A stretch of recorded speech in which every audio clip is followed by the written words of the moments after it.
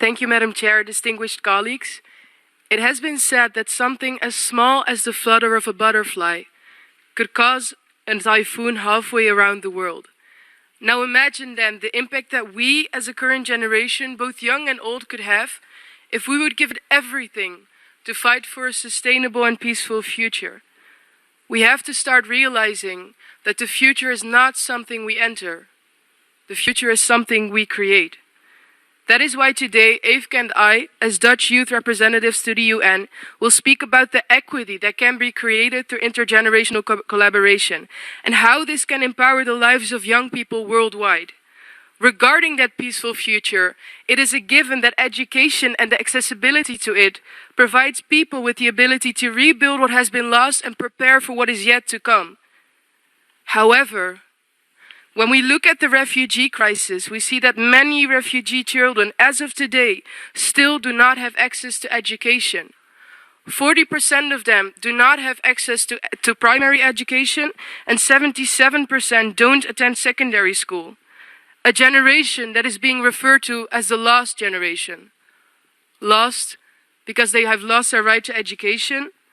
Lost because when they look in the future, as opposed to most children, they do not imagine themselves as doctors, dentists, artists, or teachers. Lost because they have lost their hope. Madam Chair, as a young person myself, I can only imagine the amount of cynicism that would make its way into the life of these young people. And we must not allow this to happen. Because if we prevent cynicism, we can prevent that these children will go from knowing nothing to believing nothing.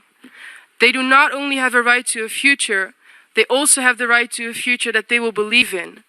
The obstacles for young refugees to go to school vary per region, and this is why it is crucial for us to have a tailor-made strategy for every region to provide education.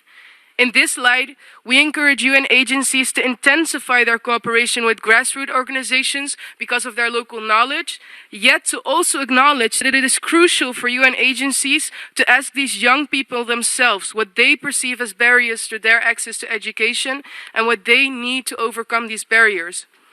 We believe this form of collaboration could help provide a better accessibility to education for young people and thus provide them with a better future.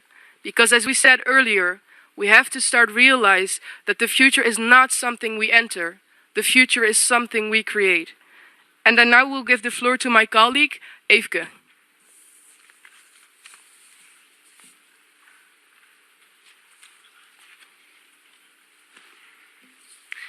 Madam Chair, distinguished colleagues, today we face global challenges that do not only require us to work together as countries. We need to work together beyond cultures, beyond borders, and something we tend to forget, beyond generations. When we talk about equality, let us not forget intergenerational equality. Almost half of the world's population is below the age of 30. They have the right to be included in decision-making processes that influence their future. They do not only want a seat at the table, but a voice that's being taken seriously and that is equal to that of older generations. My colleague and I spend a lot of time talking to young people. They often tell us how much it scares them to think about the impact we as humans have on the environment. Despite this fear, they are marching. Our fathers and our mothers learned their habits of treating our planet in a certain way from their parents, and their parents before them. We now see that the younger generation has the courage to try and break these patterns. All over the world, they are standing up. Hundreds of thousands are protesting, striking from school, and letting us know they are a force to be reckoned with. Right now, I am 23 years old. My colleague Hajar is 19 years old. If you are older than us, it means that you were once our age. We, the younger generation, are often being told that we are the future. We would like to remind you that humans grow older than ever and that you are the future too. Now it's not the time to point fingers at each other. We will need your expertise and your experience, and you will need our activism, energy, and activity. The World Youth Report shows what young people are capable of, if only given the opportunity. Let us not squander their potential. Investing in youth is investing in our common future. One where intergenerational equality is not only a point on the agenda, but a reality. The children of the world are marching.